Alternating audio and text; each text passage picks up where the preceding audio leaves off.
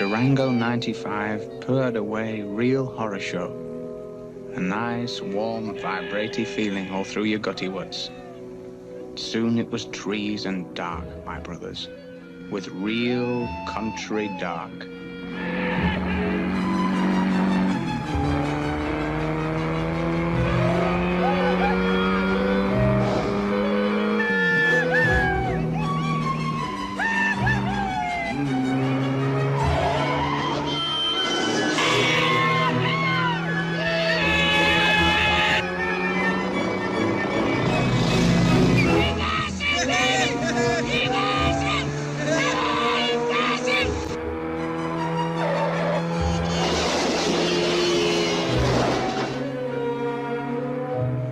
We filled around for a while with other travelers of the night, playing hogs of the road. Then we headed west. What we were after now was the old surprise visit. That was a real kick, and good for laughs and lashings of the old ultra-violent.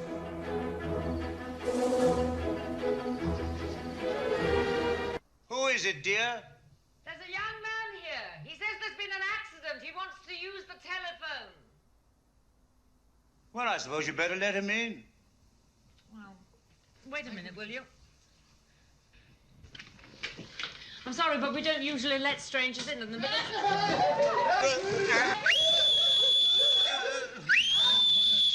Right, Pete, check the rest of the house. 10.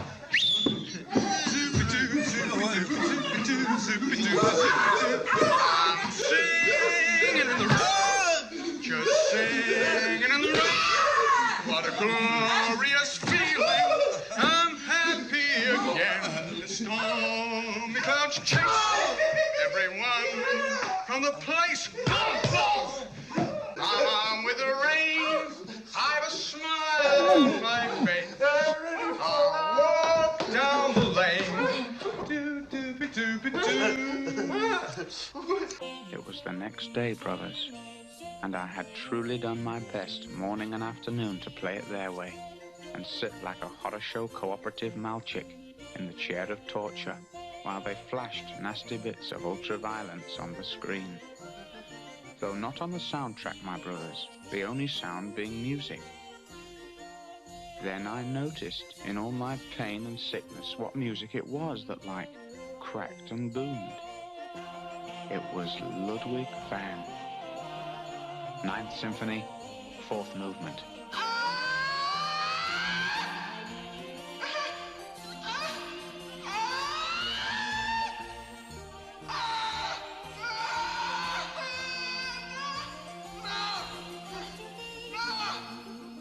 Stop it, please, I beg you! It's a sin! It's a sin! It's a sin! Yes. Well, anyway, good to see you on the mend. I've kept in constant touch with the hospital, of course, and now I've come down to see you personally, to see how you're getting along. I've suffered the tortures of the damned, sir. Tortures of the damned.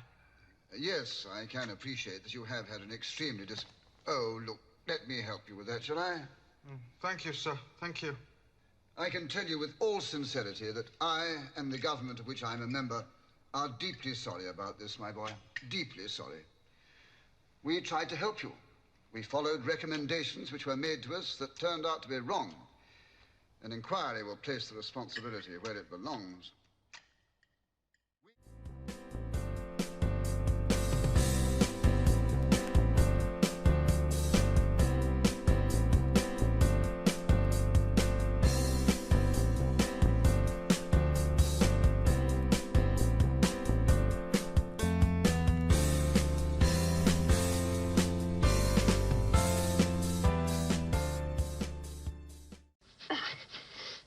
Tighter.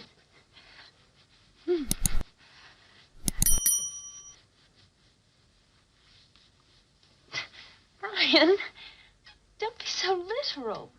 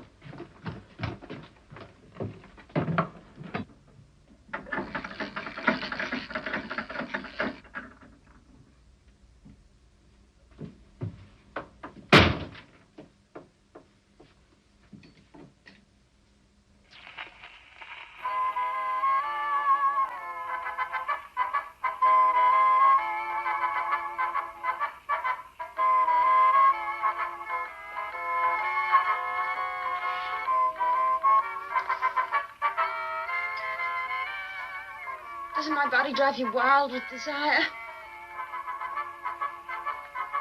Well, doesn't it? It's a very nice spot. Oh, do you really think so, darling? It does have a certain kind of style. I mean, look, it's very flat here. Not much hips. And, here. It's a little early in the day for this sort of thing, isn't it?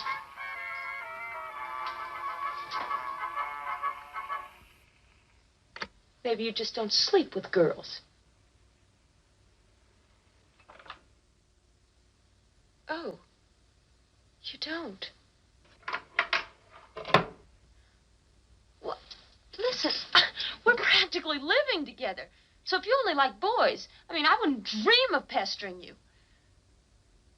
Well, do you sleep with girls or don't you? Sally, you don't ask questions like that. I do. All right. If you insist. I do not sleep with girls. No. Let me be absolutely accurate. I've gone through the motions of sleeping with girls exactly 3 times. All of them disastrous. The word for my sex life now is nil. Or, as you Americans would say, plenty of nuttin'.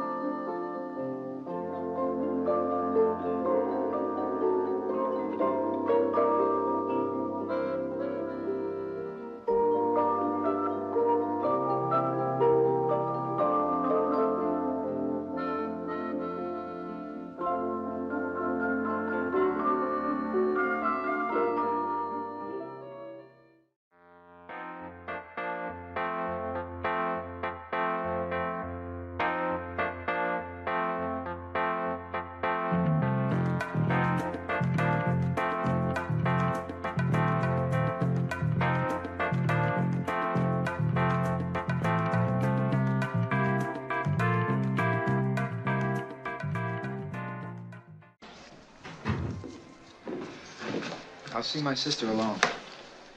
It concerns me, too. Is it okay if I stay? How are you, honey? You met Merle. He was with me in Vegas. I saw him with him. Could I have a drink or something? Okay, boy.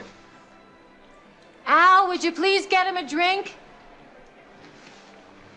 We're going to Europe next week. I'd like to book passage on the Queen. So what do you come to me for? Why don't you go to a travel agent? We're getting married first.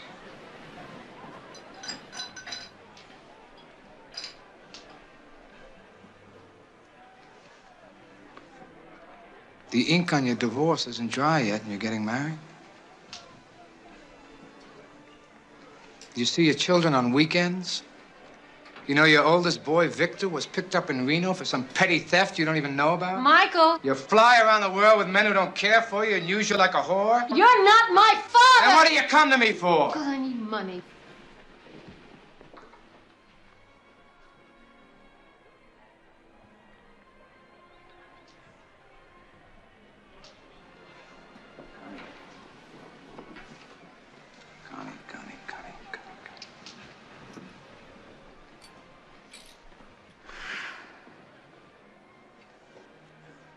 I want to be reasonable with you.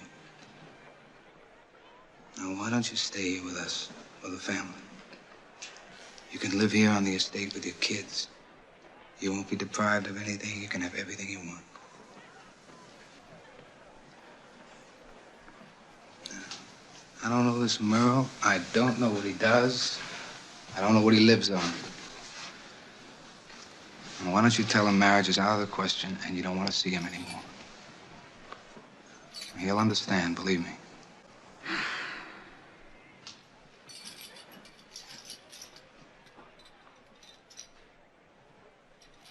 Connie.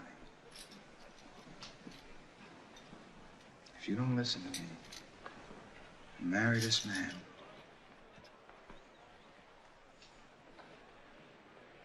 you'll disappoint me.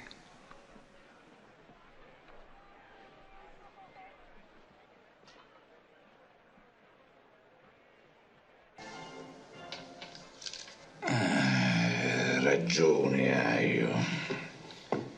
Solo 100 scudi. Sogno a cotte de monete. Che vuole? A Comore sogno senza travaglio. Menazza antiche di tempo. Non si lo capisci, no? Quindi...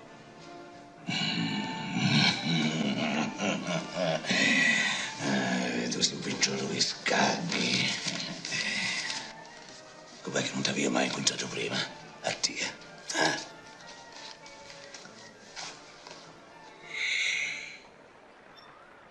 Tu c'hai un velo in tuo stomaco.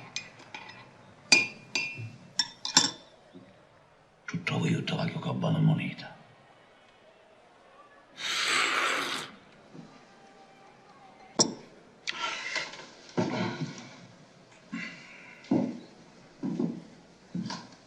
Senza rancore, eh? Se mi vuoi aiutare, fammelo sapere. Tu ti facesti a conoscere. Addivetti che festa!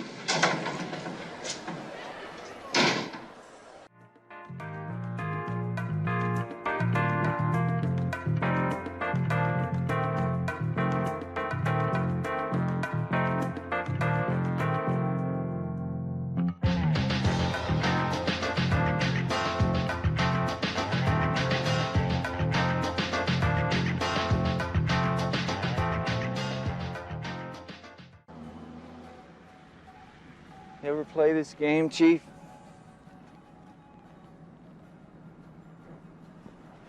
Come on, I'll show you. Old Indian game. It's called, put the ball in the hole. Now, that ought to be just hold it right there.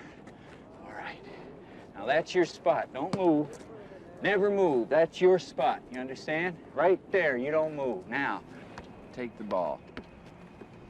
Here, take the ball. That's it. Hold on to it. Not too hard, Chief. You'll crush all the air out of it. We're gonna put her in the basket, you understand?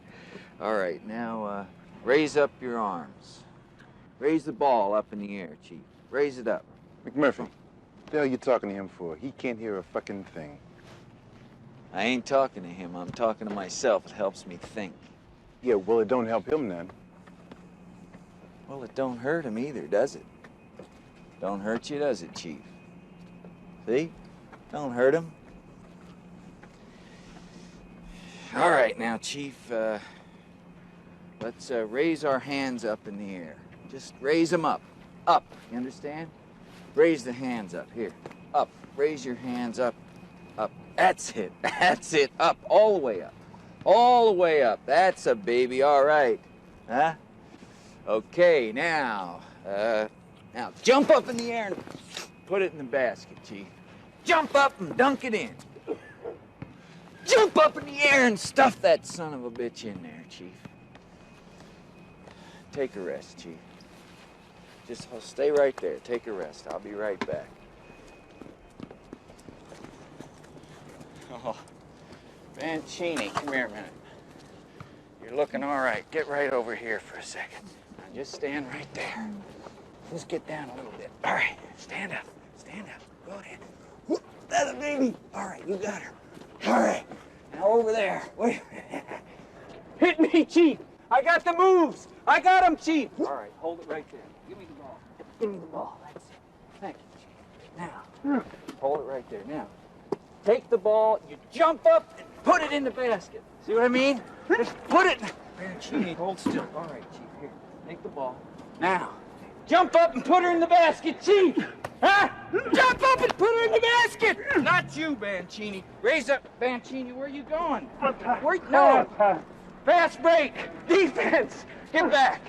Back. Yeah. Come on, Mancini. Where the fuck you going at? General, get this man around here. That's it. Back. Over to Chief. Fast break. Fast break. Hit me, Chief. Hit me, baby. Put it in the basket, Chief. Put it in the basket.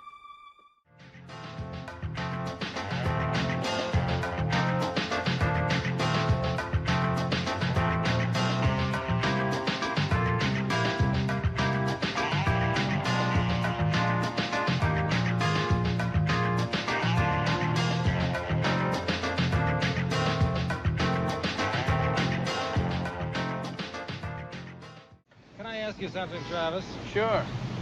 What is the one thing about this country that bugs you the most? Well, I don't know. You know, I don't follow political issues that closely, sir. I don't know. Oh, well, there must be something. Well, whatever it is, he should clean up this city here, because this city here is like an open sewer, you know? It's full of filth and scum. And sometimes I can hardly take it. Whatever becomes the president should just really clean it up. You know what I mean? Sometimes I go out and I smell it, I get headaches, it's so bad, you know? And they just never go away, you know? It's like, I think that the president should just clean up this whole mess here. He should just flush it right down the fucking toilet. You talking to me? You talking to me? You talking to me? Well, then who the hell else are you talking to? Talking to me? Well, I'm the only one here. Who the fuck do you think you're talking to? Oh, yeah? Huh? Okay. Huh? Well, I can help you.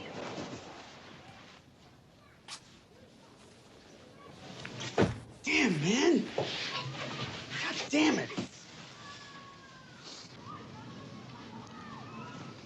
Shit, man. What the hell's the matter with you? Listen, you don't have to make it, mister. God damn it, don't you want to get out of here? Can't you understand why I came here? I think I understand. I tried to get into your cab one night, and now you want to come and take me away. Is that it? Yeah, but don't you want to go? I can leave anytime I want to. Well, then what about that one night? Look, I was stoned.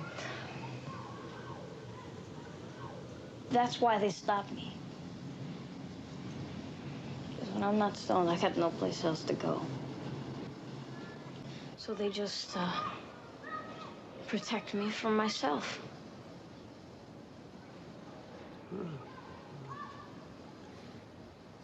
Well, I don't know. I don't know. Okay, I tried. Hey, look, I understand. And it means something, really. Oh, look, can I see you again?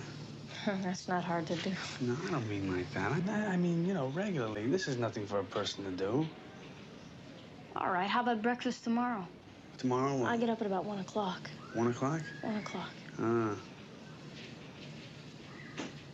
Well, I got a thing I don't... Come on, do you want to or not? Yeah, I want... okay, all right.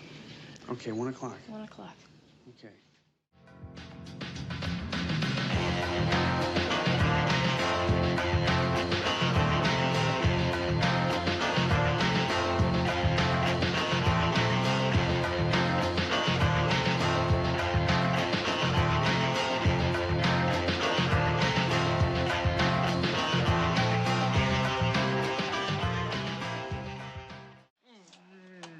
Wait, I got a great idea.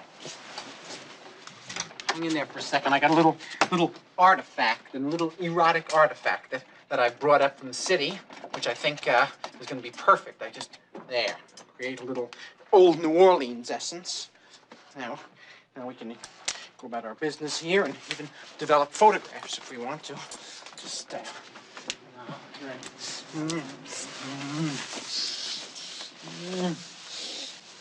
Hey, something wrong? No, why? I don't know. It's like you removed. No, I'm fine. Really? Uh-huh. I don't know. You seem sort of distant. Let's just do it, all right? Was it my imagination, or you're just going through the motions? Albie, do you remember where I put my drawing pad? Because while you two are doing that, I think I'm going to do some drawing. You see, that's what I call removed. No, you have my body. Yeah, but that's how I want the whole thing. Well, I need grass. Well, it ruins it for me if you have grass because, you know, I'm like a comedian. Mm-hmm. So if I get a laugh from a person who's high, it doesn't count, you know, because they're always laughing. Were you always funny? Hey, what is this, an interview? We're supposed to be making love.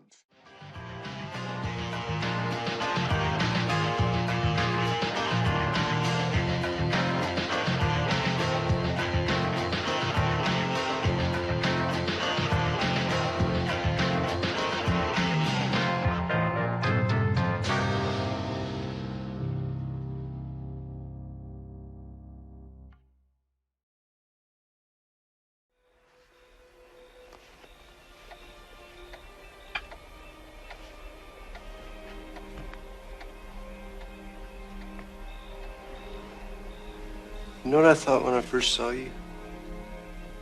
I thought if only I could touch her, that everything would be all right. You make me feel like I've come back to life. Isn't that funny?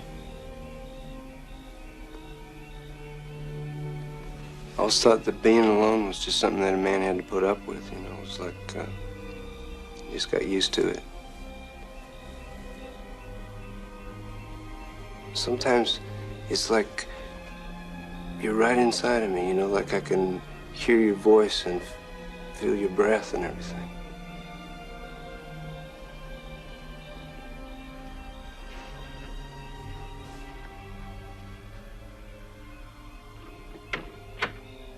Why are you so uneasy with me? I'm sorry.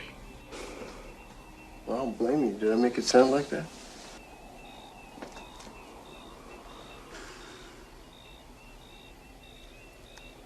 You have a right to. It's just that it seems like I don't know you.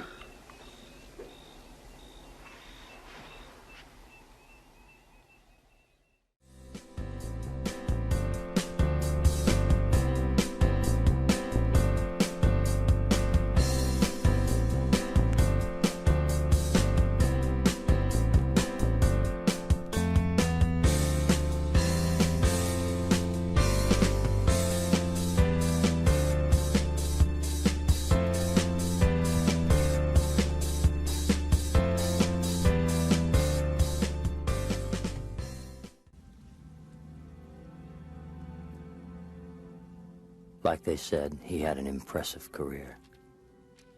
Maybe too impressive. I mean, perfect. He was being groomed for one of the top slots in the corporation. General, chief of staff, anything. In 1964, he returned from a tour with Advisory Command in Vietnam, and things started to slip. His report to the Joint Chiefs of Staff and Lyndon Johnson was restricted. Seems they didn't dig what he had to tell them. During the next few months, he made 3 requests for transfer to airborne training, Fort Benning, Georgia, and was finally accepted. Airborne. He was 38 years old. Let's go! Man, Chief, you were right. Never get out of the fucking boat! Please, bring that 60 forward! What? Never get out of the boat! What? Get out of the boat! I gotta remember! Never get out of the boat! On the 60! Never get out of the boat! Down! What happened? How many is it? Fucking tiger! What? Fucking tiger! Hang on, God! That's the whole goddamn fucking shit, man! You kiss my ass in the county quick, cause I'm fucking bugging out! I think I'm here with this! I don't fucking need it, I didn't want it! I didn't get on the goddamn 8th grade for this kind of shit! All I want to do is fucking cook! I just want to learn to fucking cook, man!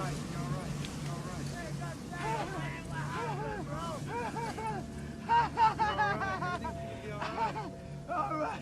It's gonna be all right. It's gonna be all right. Never get out of the fucking boat. Never get out of the fucking boat. Hi, Tiger. Bye, Tiger. Goodbye. Work out, please. Get down, Bubba. I can't get no satisfaction.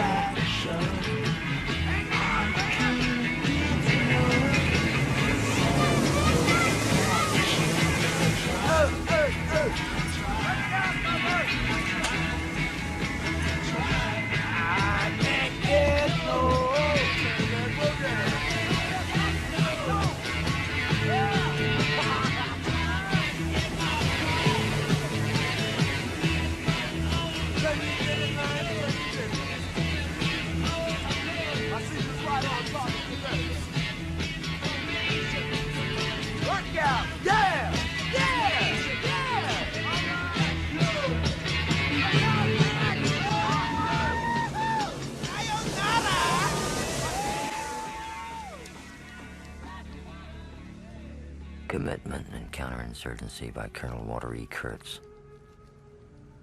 As long as our officers and troops perform tours of duty limited to 1 year, they will remain dilettantes in war and tourists in Vietnam. As long as cold beer, hot food, rock and roll, and all the other amenities remain the expected norm, our conduct of the war will gain only impotence. We need fewer men and better if they were committed. This war could be won with 1/4 of our present force.